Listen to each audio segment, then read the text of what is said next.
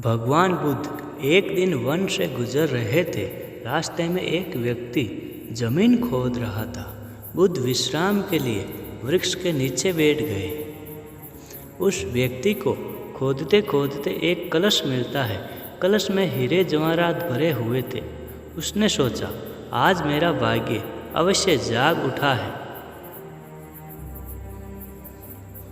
उसने कलश बुद्ध के चरणों में रखा तथा कहा, आपके आशीर्वाद से ही मुझे यह अकूत दौलत प्राप्त हुई है। मैं इसमें से कुछ रत्न आपको भेंट करना चाहता हूँ। बुद्ध ने कहा, तुम्हारे लिए यह दौलत है, किंतु मेरी दृष्टि में यह विष के समान है। बिना परिश्रम के मिला धन विष ही होता है। वह व्यक्ति नाराज होकर कलश लेकर चला गया। उसने हीरे जवाहरात बेचकर संपत्ति खरीदी और दरिद्र से धनवान बन गया। कि किसी ईर्ष्यालु ने राजा से शिकायत कर दी कि जमीन में दबा धन राजकोष का होता है। अमुक व्यक्ति ने उसे निजी काम में लाकर नियम का उल्लंघन किया है।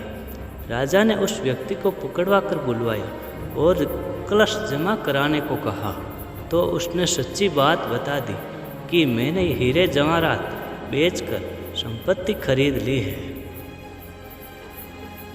राजा के आदेश से उसे परिवार सहित जेल में डाल दिया गया। उसकी संपत्ति जब्त कर ली गई। एक दिन राजा जेल के निरीक्षण के लिए गया। उस व्यक्ति से भी मिला।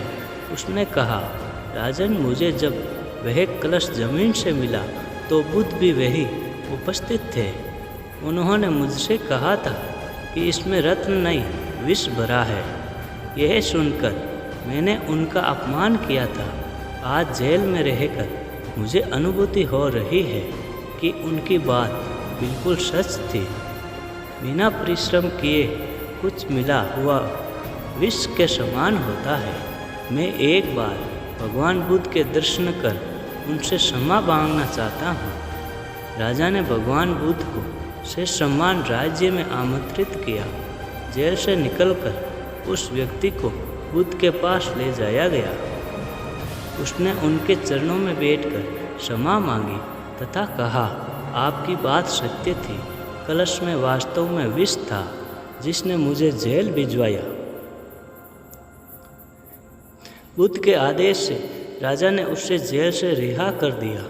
उसने उसी दिन से परिश्रम से प्राप्त धन से जीवन यापन शुरू कर दिया। तो दोस्तों, इस कहानी से हमें यही सीख मिलती है कि बिना कठिन परिश्रम से मिला धन हमारे लिए बिल्कुल रेत के समान है। इसलिए सदा परिश्रम करके फल की इच्छा करना। धन्यवाद।